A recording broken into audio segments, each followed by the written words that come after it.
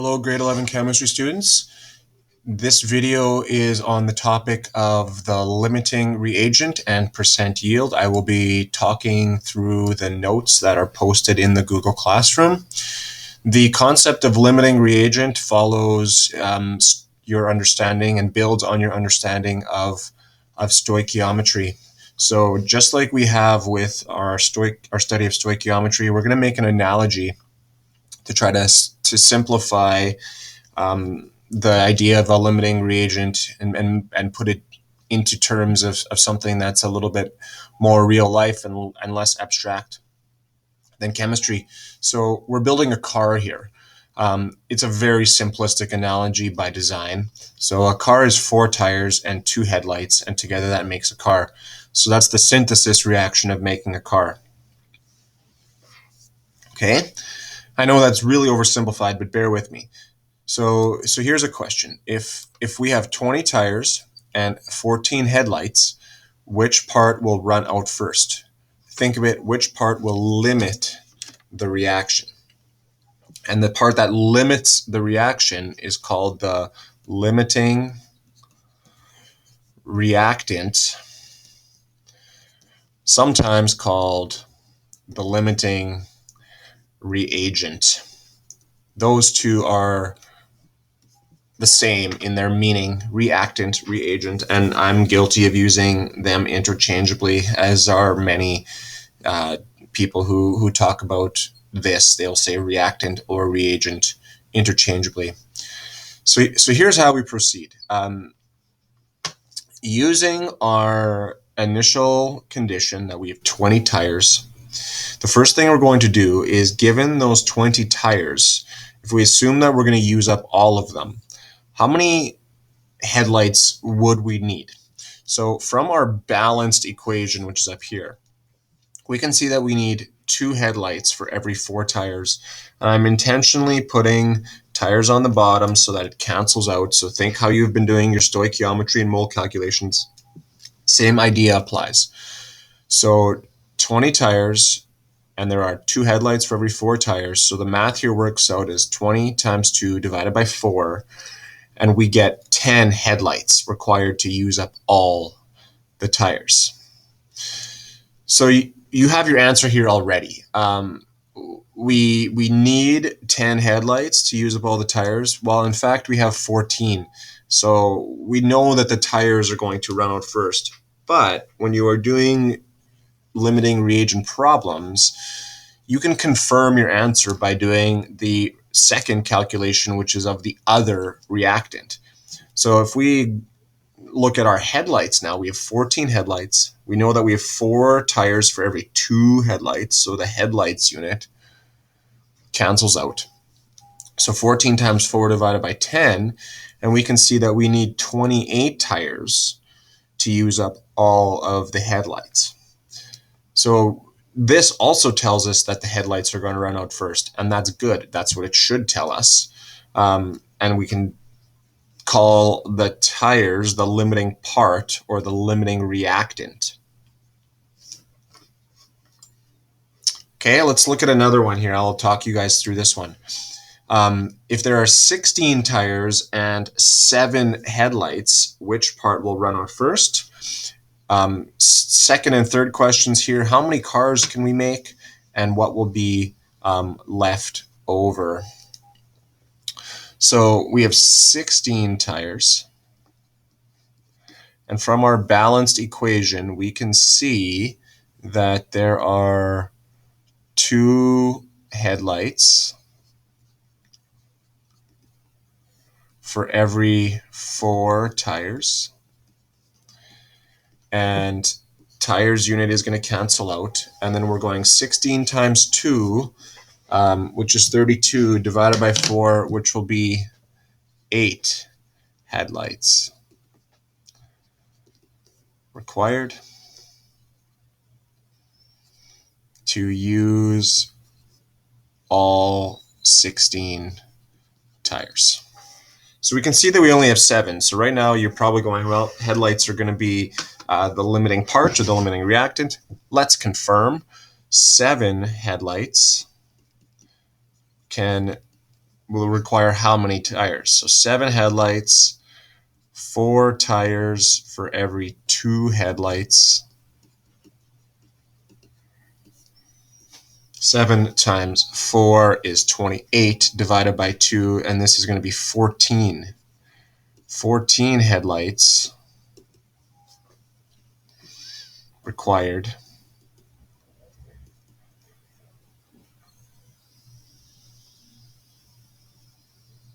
Sorry. Oh, my bad, you guys. This is not headlights. As I'm talking, I'm realizing I'm saying the wrong thing. 14 tires required to use all 7 headlights.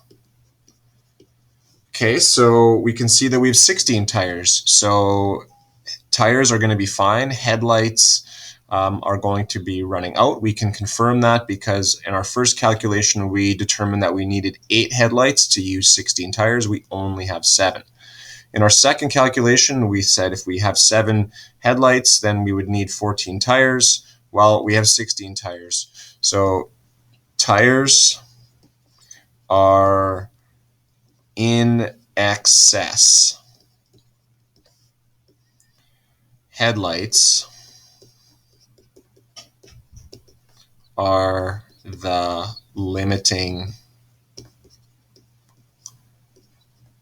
reagent or reactant or part, however you want to think about that.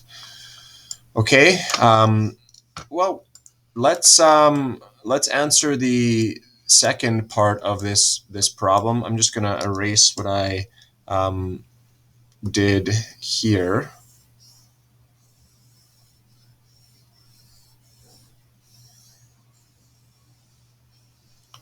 Okay, so knowing that headlights are the limiting reactant, how many cars can we make with 7 headlights? Okay, with 7 headlights,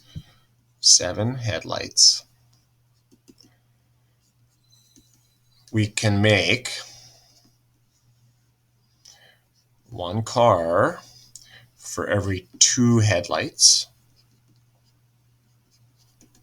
So this is going to give us, the headlight unit is going to cancel, and this is going to give us 3.5, which is going to be 3 cars.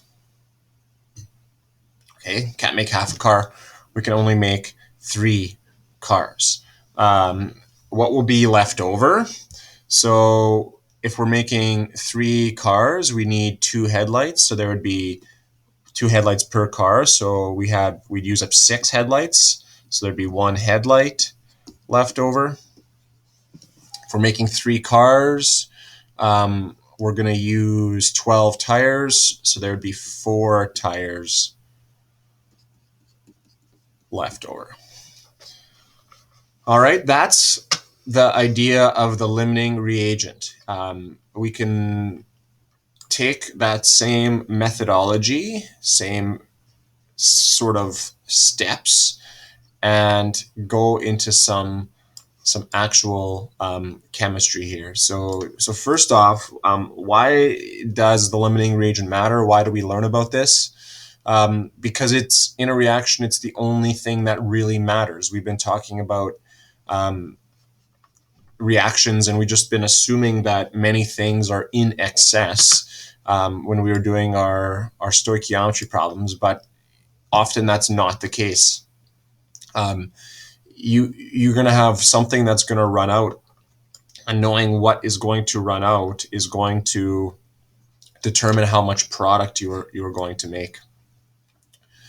So we got some steps that I have outlined here for you guys on how to do these problems. And the examples that I'm going to work through are going to be very distinct and discrete as they go through these steps. So step one, which is always important for us, whether it's limiting reagent or stoichiometry or just mole calculations, is that we have a balanced equation. So if we look at example one, we're burning propane, C3H8 plus oxygen gives us CO2 and H2O, combustion of propane. Balanced equation is not done there, but the balanced equation is done right here. So we have balanced our equation, check. Convert all given information into moles, most likely through the use of molar mass as a conversion factor. So in this problem, we are talking about grams of propane and liters of oxygen. So we're converting our 14.8 grams of propane using the molar mass of propane to get moles of propane. We're taking our liters of oxygen using the molar volume conversion, 22.4 liters per mole, and we see that we have 1.53 moles of oxygen. So we have converted everything to moles. Step 3, calculate the mole ratio from the given information. Compare the calculated ratio to the actual ratio. So this is the actual limiting reagent part. We can't just assume that because we have less propane that it is going to run out first. It depends on the ratio of how much propane is needed for every unit of oxygen.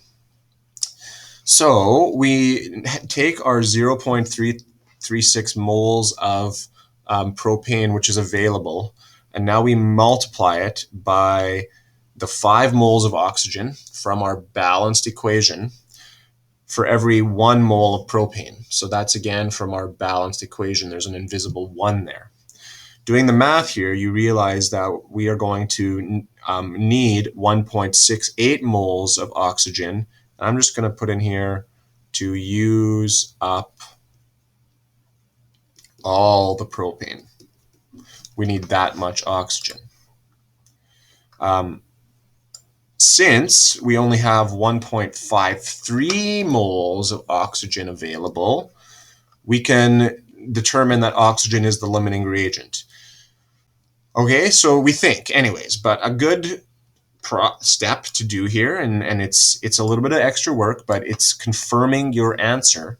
Just to make sure you didn't boo-boo along the way, we're going to do the opposite calculation now with oxygen. So if we take all of our oxygen, our 1.53 moles, and we know that there's 1 mole of propane needed for every 5 moles of oxygen, we can calculate that we need 0.306 moles of propane to use up all the oxygen. That's less than what we have. So we have 0.336. We only need 0.306. So that confirms that we have excess propane. If propane is the excess reagent, then the oxygen must be the limiting. So if you have 2 reactants, one of them is going to be limiting, one of them is going to be in excess.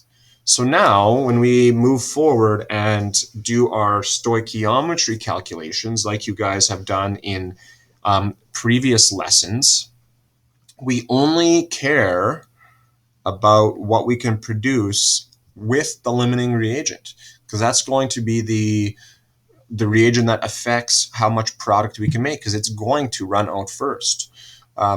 It doesn't matter that we have extra propane. It's just going to be that, extra propane. It's not going to affect how much CO2 we make in the end. That will be the role that oxygen plays.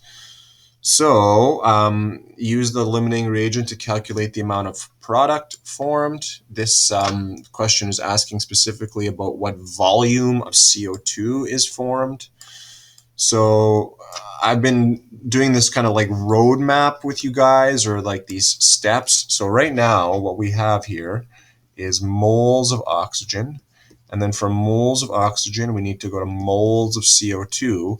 And then from moles of CO2, we can go to volume of CO2.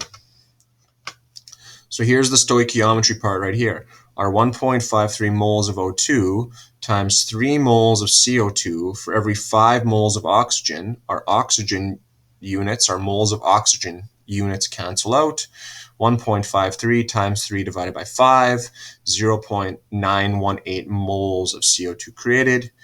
We use our molar volume conversion to convert that to liters of carbon dioxide. That is a lot of steps, and that can be daunting and intimidating, but stay with me. These can be learned with practice. So let's look at another example here. We are burning ethylene gas, C2H4. It is combusted with 3.25 grams of oxygen. What is the limiting reagent, and how many grams of CO2 are formed? So step one, again, is to determine the balanced equation. That has been done for you there. Step two, we need to convert the masses into moles by dividing by the molar mass. So this is just adding up the 2 carbons and the 4 hydrogens just like together, but it's going to be 2 carbons and 4 hydrogens. It'll be 28 grams per mole for C2H4. What we find is that we get 0.176 moles of C2H4 and 0.102 moles of oxygen. Okay, now let's see which of these is the limiting reagent. So if we're going to use up 0.176 moles of C2H4, we know we need 3 moles of O2 for every 1 mole of C2H4. We calculate that would be 0.528 moles of O2 needed to use up all C2H4. We see that we have I just need to pause this video for a second. Okay, I'm back. Sorry, I just had a little moment of panic that there was a mistake in my notes, but I think we're good. So we can see that we have only 0.102 moles of oxygen available, and we need 0.528, so that makes O2 the limiting reagent. Let's confirm. So taking our 0.102 moles of oxygen available, and knowing that we take 1 mole of C2H4 for every 3 moles of oxygen, and again, I'm just using the balanced equation to do that, we can calculate that we need 0.034 moles of C2H4. Well, we have, this is the mistake. We have 0.176 moles of C2H4 available. It doesn't actually change anything here, but we still have C2H4 being in excess. Okay, so O2 is the limiting reagent. So now we continue with O2 as the limiting reagent. 0.102 moles of O2 times 2 moles of CO2 for every 3 moles of oxygen, and we can see that we have created 0.068 moles of CO2, and we have to convert that into grams as the question asks. So we're using the molar mass of CO2, canceling out our mole units, and we convert very close. We calculate very close to 3 grams of CO2. Okay, there is one more example that is worked out for you in the notes. I'm going to move on into the second topic in this section of the notes, which is called percent yield. So percent yield is tied to the reactions and the stoichiometry that we've been studying. Things are not always perfect. So we are kind of working on the assumption here as we've done some of these calculations that if we start with a certain amount, we're going to get some amount of product at the end.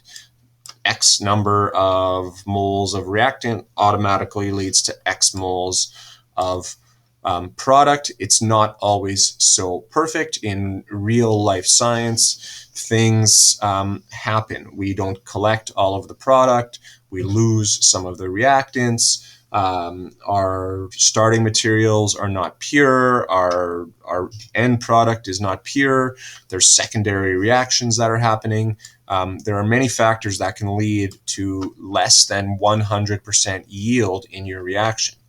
So here's an analogy. When you eat many foods, especially things that are like saucy, or think of eating pancakes and you've left syrup on the plate, we don't end up getting all of the food into our mouths. We have left something behind. So for example, if we intend to eat all of the 300 grams of spaghetti, but we leave 5 grams on the plate, what percentage did we eat? Well, we ate 295 grams. We had 300 grams. Our percent yield is 295 divided by 300 multiplied by 100 to get a percentage for 98.3. That is your percent yield calculation, or your formula right there. The yield is how much the baby actually ate versus how much the baby was supposed to eat. And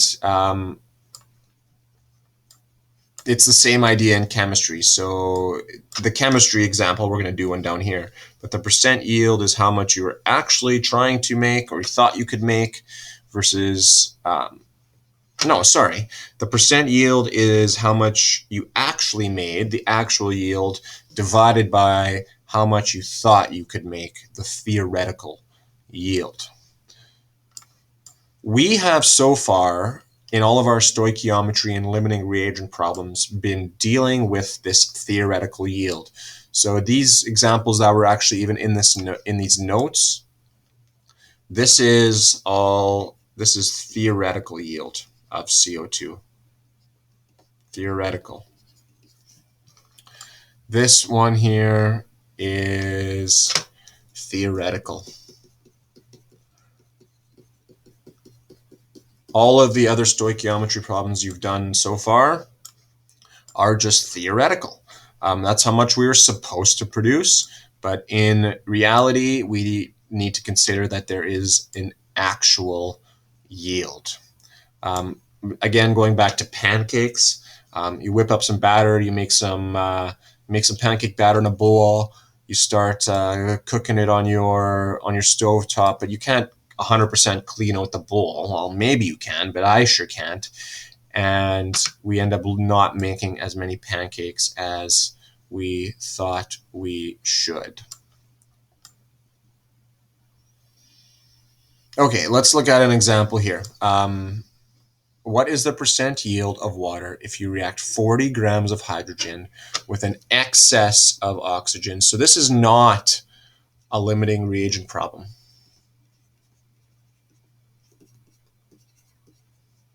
We are only given information about one reactant. We are told that the other reactant is in excess.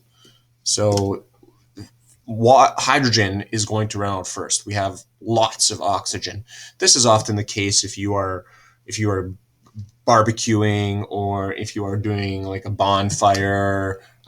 You're going to run out of propane, or you're going to run out of wood. You're not going to run out of air, thank goodness. Even though the examples I did earlier in this set of notes were talking about running out of oxygen, that is not going to actually happen, right? So in this problem, we have to go from grams of hydrogen to grams of water. What is the percent yield of water if you react 40 grams of hydrogen with an excess of oxygen and you get 340 grams? Well, this 340 grams is the actual yield. That's how much we actually got. How much were we supposed to get? We can go through the stoichiometry here and realize that as we cancel out our units, and we go from grams of hydrogen to grams of water, that we should have got 360 grams of water. Well, this is the theoretical yield. We only got 340 though. So the percent yield is the actual divided by the theoretical. This reaction was 94.4% efficient. It yielded 94.4% of what it was supposed to. We can do an example in another way using percent yield. So here's another example using hydrogen and oxygen to make water. How much water should be made if you react 40 grams of oxygen with an excess of hydrogen, and the reaction typically has a 95% yield. So this reaction should garner us 95% as much product as is theoretically possible. So the first thing we're going to do is find what is the theoretical yield. Again, we're going from grams of oxygen this time to grams of water. So this is 45 grams of water. So we are told that the theoretical, so this is the theoretical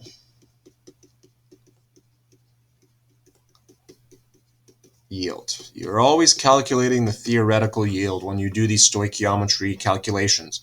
The theoretical yield we calculated is 45 grams, but we only produce 95% of that. So using our formula again, and now solving for a different unknown, we're putting in 0.95 as our 95%, right? 95% is the same as 0.95. And we are solving for the actual yield. Well, in actuality, we have made 42.8 grams. All right. These are challenging. So there's a bunch of questions that are accompanying this set of notes. I'm going to be doing a video talk through of some of those problems and posting that as well.